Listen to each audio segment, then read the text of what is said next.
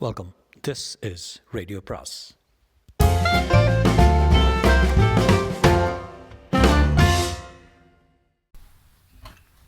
அனைவருக்கும் அன்பு வணக்கம். ராஜேஷ்குமாரின் மற்றொரு சிறுகதை. இன்று சிறுகதையின் பெயர் நான் அவளை காதலிக்கிறேன். ரன்வேயின் அரைகுறை வெளிச்சத்தில் அலுமினிய உடம்போடு சிங்கப்பூர் ஃப்ளைட் விசுவாசமாக காத்து கொண்டிருக்க லவுஞ்ச் ஆரஞ்சு வர்ண பிவிசியில் உட்கார்ந்திருந்த மஹி தன் அழகான மனைவி கயலை ஒரு வெப்ப பெருமூச்சோடு பார்த்தான். அவளுடைய தோள்பட்டையை தன் இடது பக்க ஆட்காட்டி விரலால் சுரண்டினான். கயல். கனமான ஷெல்டனை படித்து கொண்டிருந்த கயல் நிமிர்ந்தாள். அவளுடைய பெரிய கண்களில் தமிழ்நாடு முழுவதற்கும் இலவசமாய் சப்ளை செய்யக்கூடிய அளவுக்கு லட்சக்கணக்கான மெகாவாட்களில் மின்சாரம் தெரிந்தது. மஹி கேட்டான் தயக்க குரலில், சிங்கப்பூரில் நடக்கிற சுற்றுச்சூழல் பாதுகாப்பு மாநாட்டுக்கு நீ போய்த்தான் ஆனுமா? கண்களில் கோபச் சிவப்பு பரவ ஷெல்டனை டமால் என்று மூடினாள் கயல். அக்கம் பக்கம் பார்த்துவிட்டு தன் அரிசி பற்களை கடித்தாள். ஏர்போர்ட்டுக்கு வந்ததும் ஆரம்பிச்சிட்டிங்களா உங்கள் புராணத்தை? நான் என்வாயன்மெண்ட் சயின்ஸில் டாக்டரேட் பட்டம் வாங்கியிருக்கிறது ஒரே ஒரு காரணத்துக்காக தான் எனக்கு அழைப்பு. இன்டர்நேஷ்னல் லெவலில் நடக்கிற செமினார் இது. காலரை நிறுத்திட்டு சந்தோஷப்படுங்க. ஒரு வாரம் உன்னை பிரிஞ்சிருக்கணுமே நினைக்கும் போது மனசுக்குள்ள வலி, ரத்த நாளமெல்லாம் ரணமாயிட்ட மாதிரி ஒரு ஃபீலிங்கு. தமிழ் சினிமா கதாநாயகம் மாதிரி பேத்தாதீங்க. நீங்கள் ஒரு சாஃப்ட்வேர் இன்ஜினியரு. உங்கள் மனைவிக்கு கிடைச்ச கௌரவத்தை நினச்சி பெருமைப்படுங்க. இப்படி மூக்கால் அழுதுட்டுருக்க வேண்டாம். எனக்கு ஃபர்ஸ்ட் கால் கொடுத்துட்டாங்க. நான் ஃப்ளைட்டுக்கு கிளம்புறேன். இன்னும் கொஞ்சம் நேரம் நான் இங்கே உட்காந்துட்டு இருந்தா என்னை கட்டுப்பிடிச்சி அழுதுருவீங்க. கயல் தன் சிறிய ப்ரீஃப் கேஸோட இழ மஹி அவளுடைய கைகளை பிடித்தான். கயல், ஒரு வாரத்துக்குள்ளே வந்துடுவேல? வந்துடுறேன். ஃப்ளைட் இல்லைனாலும் வங்காள விரிகுடா கடலை நீந்தியாவது வந்து சேர்ந்துடுறேன். போதுமா? கோபத்தில் படபடவென்று பொரிந்து விட்டு ஃப்ளைட்டை நோக்கி நடந்தாள் கயல். அடுத்த 20 நிமிஷத்திற்குள் விமானம் விண்ணில் சீறி புறப்பட்டு விட மஹி ஏர்போர்ட்டை விட்டு வெளியே வந்து தன்னுடைய காரின் டிரைவிங் சீட்டை ஆக்கிரமித்தான். மணிக்கட்டில் நேரம் பார்த்தான் 10:15. ஏர்போர்ட் வளாகத்தில் நியான் விளக்குகள் நிறமாய் பிறந்திருந்தன. காரை 100இல் விரட்டி சென்னையின் விழாப்பகுதியில் இருந்து இதய பகுதிக்கு வந்தான். துளி வெள்ளமாய் இருந்த அண்ணா சாலைக்குள் நுழைந்து அதன் விளிம்பில் இருந்த எ கப் ஆஃப் ப்ளஷர் என்ற நியான் விளம்பர பலகை சொன்ன கட்டடத்துக்கு முன்பாய் நிறுத்தினான். 7 மாடி கட்டடம். கிரவுண்ட் ஃப்ளோரில் வரவேற்பறை. மஹி உள்ளே போனான். தரையையும் சுவரையும் சிவப்பு வெல்வெட் கனமாய் போர்த்தி இருக்க ஏசியின் ஐஸ் சற்று பின்னங்கழுத்தை முகர்ந்தது. ரிசப்ஷன் கவுண்டரில் ஒரு இளைஞன் கருநீல சூட்டில் கழுத்தில் போ கட்டி சிரித்தான். Welcome sir. Album please. இளைஞன் மேஜைக்கு அடியில் குனிந்து ஒரு பெரிய ஆல்பத்தை மஹியின் கையில் திணித்தான். மஹி அதை வாங்கி கொண்டு போய் சோஃபாவில் சாய்ந்தான். பக்கங்களை புரட்டினான். ஒவ்வொரு பக்கத்திலும் ஐஸ்வர்யாவை பின்னுக்கு தள்ளக்கூடிய வகையில் பெண்கள் சிரித்தார்கள்.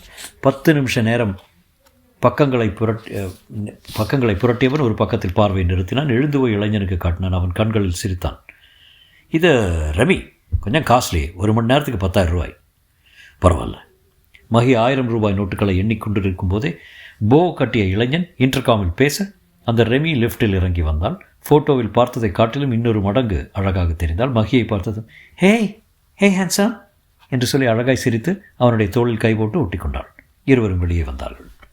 விமானம் கடலுக்கு மேலே பறந்து கொண்டிருந்தது. ஷெல்டனை மூடி வைத்துவிட்டு நீ தூங்கலாம் என்று கயல் நினைத்த வினாடி விமானத்தின் ஒலிபெருக்கியில் அந்த அறிவிப்பு கேட்டது. காக்பிட்டிலிருந்து பைலட் பேசினார். விமானத்தில் ஒரு சிறிய இயந்திர கோளாறு ஏற்பட்டிருந்தால் அதை சரி செய்யும் பொருட்டு விமானம் மறுபடியும் சென்னைக்கு திரும்பிக் கொண்டிருந்தது. பயணிகள் பதற்றப்படாமல் இருக்கும்படி கேட்டுக்கொள்ளப்படுகிறார்கள். பங்களாவின் போர்ட்டிகோவில் காரை நிறுத்திவிட்டு மஹியும் ரெமியும் உள்ளே போனார்கள். மஹி கதவை தாழிட்டு விட்டு சுவரில் இருந்த ஒரு சுவிட்சை தைக்க அறை முழுவதும் கண்ணை உறுத்தாத வெளிச்சம் பரவியது. ரெமி சோஃபாவுக்கு போய் சாய்ந்து கொண்டு ஒரு சின்ன சிரிப்போடு மஹியிடம் கேட்டாள். ஆக உங்கள் மனைவி கயல்கிட்ட இருந்து உங்களுக்கு எந்த சந்தோஷமும் கிடைக்கல? ஆமாம். அவளுக்கு சோஷியல் சர்வீஸ் தான் முக்கியமா? ஆமாம். ஓசோன் படலத்தில் ஓட்ட விடுறதை பற்றியும் காடுகள் அழிஞ்சிட்டு வர்றதை பற்றியும் மணிக்கணக்காக பேசிகிட்டு இருப்பா. கவலைப்படுவா. நான் ஒருத்தன் பக்கத்தில் இருக்கிறதையே மறந்துடுவா. எனக்கு நேரத்துக்கு சாப்பாடு கிடைக்காது. ஒரு வாய் காஃபி கிடையாது. படுக்கறையில் கையில் எப்படி? நானும் அவளும் ஒன்றா பக்கமாக படுத்து தூங்கி சரி 6 மாதம் ஆகுது. சென்னை நகரை பொல்யூஷன்லேருந்து எப்படி காப்பாற்றுறதுன்னு ஒரு ப்ராஜெக்ட் பண்ணிகிட்ருக்கா கையில். ராத்திரி சாப்பிட்டதுமே மாடி அறையில் இருக்கிற லைப்ரரி ரூமுக்கு போயிடுவா. ராத்திரி 2 மணி வரைக்கும் கண்ட ஃபாரின் புத்தகங்களை எல்லாம் படித்து நோட்ஸ் எடுப்பா. தூக்கம் வந்தால் அங்கேயே படுத்து தூங்கிடுவா. என்ன கொடுமையான வாழ்க்கை. வாழ்க்கையில் எனக்கு எந்த சந்தோஷமும் இல்லை. அதனால தான் இன்றைக்கி உன்னை. உங்கள் பெட்ரூம் எங்கே இருக்க? ரமி ஒரு வெளிச்ச புன்னகையோடு எழுந்து வந்தாள். மீண்டும் மீனம்பாக்கம் ஏர்போர்ட்டை வந்தடைந்த விமானத்திலிருந்து பயணிகள் லவுஞ்சுக்கு வர விமான நிலைய அதிகாரிகள் அவர்களை எதிர்கொண்டார்கள். சிரமத்துக்கு மன்னியுங்கள், விமானத்தை பழுது பார்த்து முடிக்க எப்படியும் 6 மணி நேரம் பிடிக்கும். அதுவரை நீங்கள் ஓய்வெடுத்துக்கொள்ள ஒரு 5 நட்சத்திர ஹோட்டலில் அறைகள் ஏற்பாடு செய்யப்பட்டுள்ளன. ஹோட்டலுக்கு போக பஸ்கள் வெளியே காத்து கொண்டிருக்கின்றன. பயணிகளோடு பயணியாய் நடந்த கயலுக்கு சட்டென்று அந்த எண்ணம் தோன்றியது.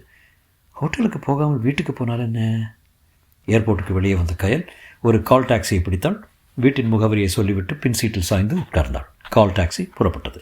சென்னையின் நள்ளிரவு சாலைகள் சுத்தமாக இருக்க 20 நிமிஷம் பயணம். பங்களாவுக்கு முன்பாய் டாக்ஸி நின்றது. கால் டாக்ஸிக்கு பணத்தை கொடுத்து அனுப்பிவிட்டு காம்பவுண்ட் கேட்டை சத்தமில்லாமல் திறந்து கொண்டு பூனை நடைபோட்டு போர்ட்டிகோ படிகள் உயர்ந்தாள் கயல். காலிங் பெல் கொடுத்து அவர் வந்து கதவை திறந்ததுமே மஹி என்று கட்டி அணைத்து ஒரு முத்தம் கொடுத்து அவரை அசத்த வேண்டும். கயல், நீயா என்று விக்கித்து சந்தோஷத்தில் மூச்சு திணறி போவார். கடந்த 6 மாத காலத்தில் அவரை ஒரேடியாக பட்னி போட்டு விட்டேன். இன்றைக்கு வட்டியும் முதலுமாய் யோசித்து கொண்டே காலிங் பெல் பொத்தானை அழுத்த போன கயல் சட்டென்று முகம் மாறினாள். உள்ளே என்ன சத்தம்? ஏதோ பேச்சுக்குரல், சிரிப்புக்கு சத்தம். கயல் உஷாரானாள். சாவி துவாரத்துக்கு கண்ணை கொடுத்தாள். உள்ளே வெளிச்சம் தெரிந்தது. என்ன செய்கிறார் இந்த மனுஷன்? யாரோடு பேசி கொண்டிருக்கிறார்? காதுகளுக்கு உன்னிப்பை கொடுத்தாள். உள்ளே இருந்து வந்த ஒரு பெண்ணின் குரல் தன்னுடைய காது மடல்களை உரசிய போது அதிர்ந்து போனாள். ரமி படுக்கை அறையை பார்த்து வியந்தாள். வா, இது பெட்ரூமா? ஏதோ ஒரு 5 ஸ்டார் ஹோட்டலின் சூட் மாதிரி இருக்கு. மஹி சிரித்தான். இருந்த என்ன பிரயோஜனம்? இது காட்டில் காய்ந்த நிலா, கடலில் பெய்த மழை. இருந்தாலும் உங்களுக்கு அசாத்திய பொறுமை. இந்த பொறுமை மட்டும் என்கிட்ட இல்லைன்னா நான் எப்போவோ டைவர்ஸ் வாங்கி கோர்ட்டுக்கு போயிருப்பேன். இப்போ மட்டும் என்ன டைவர்ஸ் பண்ணிடுங்களேன். அது மட்டும் என்னால் முடியாது. ஏன்? ஐ லவ் கயல். மண்ணாங்கட்டி, அவள் உங்களை காதலிக்கிற மாதிரி தெரியலையே. அவள் என்னை காதலிக்காட்டியும் பரவாயில்ல, நான் அவளை காதலிக்கிறேன். மஹி, உங்களை பார்க்க எனக்கு கோபமாய் வருது.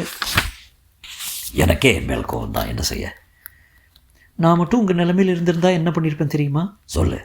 இப்போ ஏற்பட்ட பொண்டாட்டி தேவையான்னு கொலை பண்ணிட்டு ஜெயிலுக்கு போயிருப்பேன். ஐயோ. என்ன ஐயோ? உங்களை மாதிரி ஒரு ஈவாவை என்னோடய லைஃப்பில் இது வரைக்கும் பார்த்ததே இல்லை. ஈவா? இழிச்சவாயன். நீ என்ன வேணுமாலும் சொல்லிக்கிற ரவி. கயலை என்னால் வெறுக்க முடியல. மஹி சொல்லி கொண்டிருக்கும் போதே வாசல் நின்று வந்து காலிங் பெல் சத்தம் அடித்தது. டிடிங். மஹியின் முகம் மாறியது. ரெமி கேட்டான், இந்த நேரத்துக்கு யாரு? தெரியலையே. ரெமி, நீ போய் அந்த வார்ட்ரோபுக்குள்ளே ஒளிஞ்சிக்கோ. நான் போய் யாருன்னு பார்த்துட்டு பேசி அனுப்பிட்டு வந்துடுறேன்.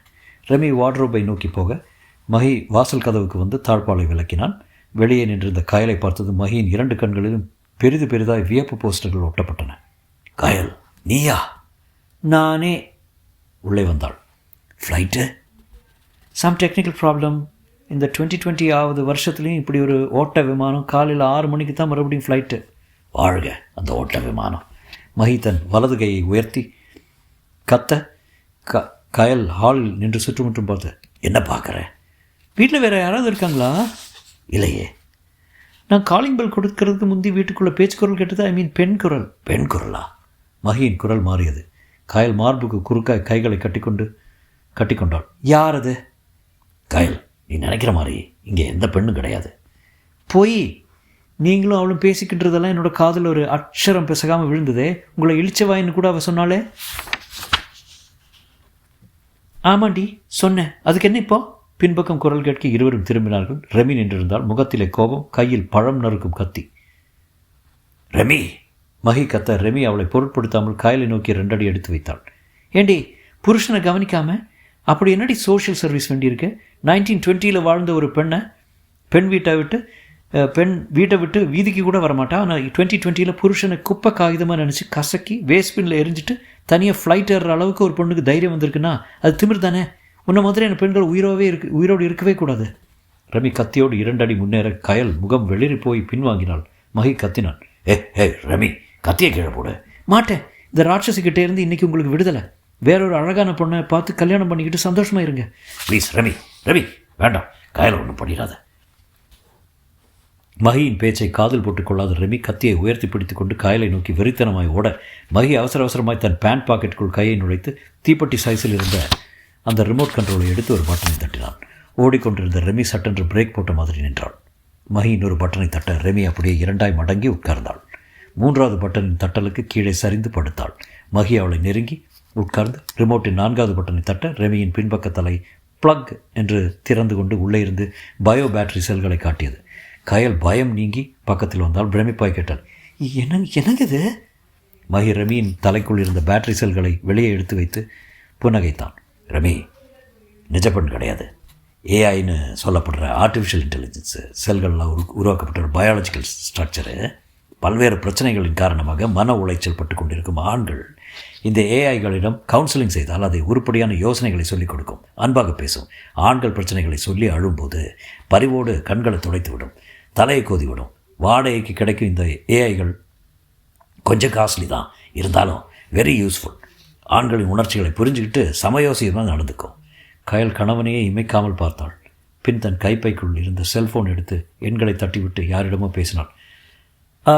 நான் சிங்கப்பூருக்கு வரல, ட்ரிப் கேன்சல். உயிரில்லாமல் கீழே விழுந்து கிடந்த ரவியை நன்றியோடு பார்த்தான் மகி. முற்றும்.